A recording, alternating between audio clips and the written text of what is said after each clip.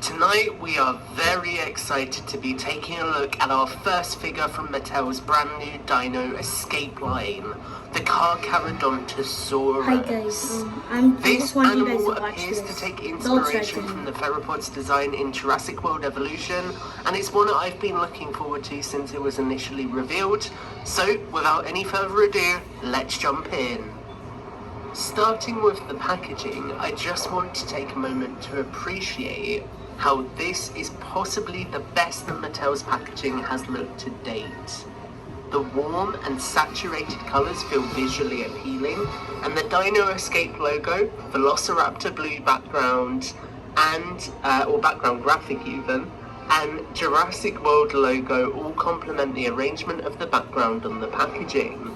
I did want to look at this without the animal present, and as we can see, some gorgeous destroyed fencing really emulates the fences we see in Camp Cretaceous. This is a really great detail, and an addition to the packaging that I think needs to continue moving forwards.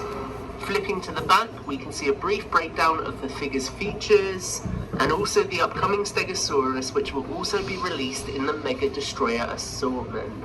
That's far than enough gushing over the packaging. Let's take this figure out and take a look. The Carcharodontosaurus is a figure which features an absolutely gorgeous paint deco.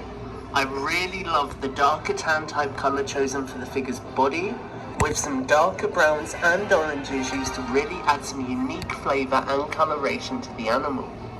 The patterning here is done incredibly well, with some nice stripes around the face adding some really great depth to the colour and overall presentation of this creature.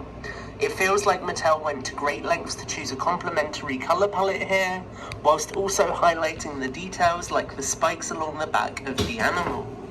The paint on the face, as I've mentioned already, is done very well, with a nice orange eye and also a dark brown pupil from the paint underneath showing through.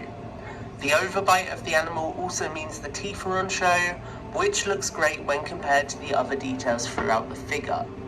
The only disappointing element is the lack of paint on the claws here, a problem which we have unfortunately seen recurring throughout the Mattel line.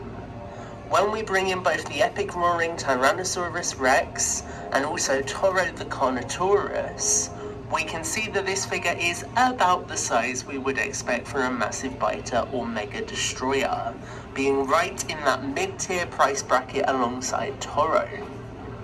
When it comes to playability with this figure, we get a decent amount of articulation. The arms and legs have a good range of motion, and the tail is also on a ball joint, although it is important to note that there is no head articulation due to this being included in the play feature for the figure.